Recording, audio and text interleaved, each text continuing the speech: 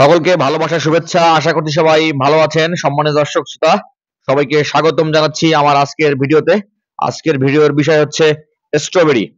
Strawberry ফলটি কয়েক দশক আগেও আমাদের অচেনা ছিল। আজ এই ফলটি দেশের বিভিন্ন প্রান্তে চাষাবাদ হচ্ছে। তেমনি স্ট্রবেরি ফলের জেলা হচ্ছে জয়পুরহাট। আপনারা দেখতে পাচ্ছেন দূরে যতগুলো জমি দেখা যাচ্ছে, প্রতিটি জমিতে স্ট্রবেরি রয়েছে। জমিগুলো ঢেকে দেওয়া হয়েছে, উপরে জাল দেওয়া হয়েছে। আমি আজকে আপনাদেরকে এই জমিগুলো ঘুরে ঘুরে দেখাবো। আশা করছি আপনারা ভিডিওটি দেখবেন, সবাই উপকৃত হবেন। চলুন তাহলে ভিডিওটি শুরু করা যাক। এই মুহূর্তে আমি যার সঙ্গে যাচ্ছি স্ট্রবেরির জমিতে, এনার নাম হচ্ছে মোহাম্মদ শাহেদ। শাহেদ ভাই একজন তরুণ কৃষি উদ্যোক্তা। ইনি স্ট্রবেরি ফল বিক্রি করেন, স্ট্রবেরির চারা দেশের বিভিন্ন প্রান্তে কুরিয়ার সার্ভিসের মাধ্যমে পৌঁছায় দেন। আপনারা দেখতে পাচ্ছেন যে এটি হচ্ছে জাল। জালটা কিন্তু স্ট্রবেরির জমির উপরে দেয়া। জাল দেওয়ার কারণ যেন পাখি এই মূল্যবান স্ট্রবেরিটি নষ্ট না করতে পারে। আমি আসলে প্রায় ম্যাক্সিমাম সময় প্রায় দু একদিন পর পরেই এই রাস্তার আশপাশ দিয়ে যাই, শুধু ভাবতে থাকি যে কখন স্ট্রবেরি ফলটি সংগ্রহ শুরু হবে, কখন আপনাদেরকে দেখাবো। আজকে জানতে পারলাম যে এনারা জানুয়ারি মাসের শেষ থেকে স্ট্রবেরি ফল সংগ্রহ শুরু করে দিয়েছে। বর্তমানে কিন্তু খুবই কম পরিমাণে ফল সংগ্রহ হচ্ছে, এখনো পর্যাপ্ত ফল আসেনি। এখানে দুই ধরনের জাত রয়েছে, আপনারা দেখতে পাচ্ছেন। উনি আসলে আমাকে দেখাচ্ছিলেন যে স্ট্রবেরির যে সমস্যাটি এখন হয়েছে, প্রচুর মাকড়ের আক্রমণ হয়েছে। লাল মাকড়, মাকড় রস চুষে খাচ্ছে, ক্লোরোফিল গুলো নষ্ট করে দিচ্ছে, যার ফলে ফুলগুলোতে ব্যাঘাত ঘটছে, গাছের পাতায় ব্যাঘাত ঘটছে।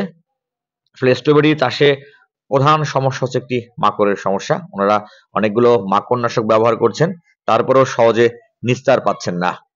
দর্শকবৃন্দ, স্ট্রবেরি কিন্তু চাষের সময় হচ্ছে সেপ্টেম্বর মাস থেকে লাগানো শুরু হয়।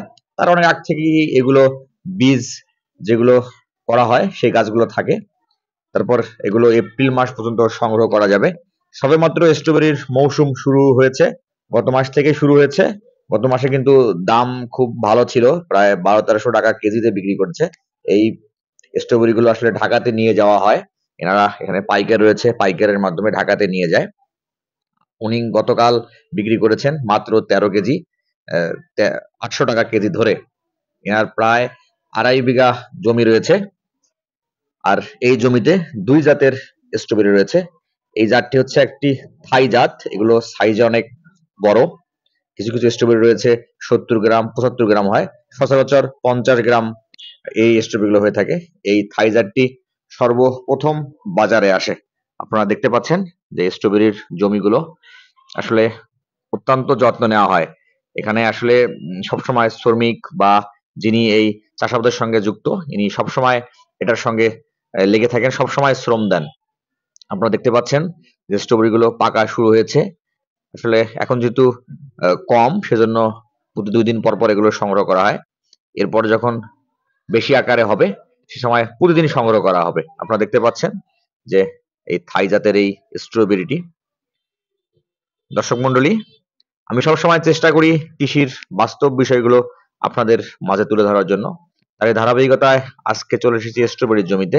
আশা করছি আপনারা স্ট্রবেরির জমিগুলো দেখলেন, স্ট্রবেরি চাষ সম্বন্ধে কিছু ধারণা পেলেন। দেখতে পাচ্ছেন যে কত সুন্দর স্ট্রবেরি।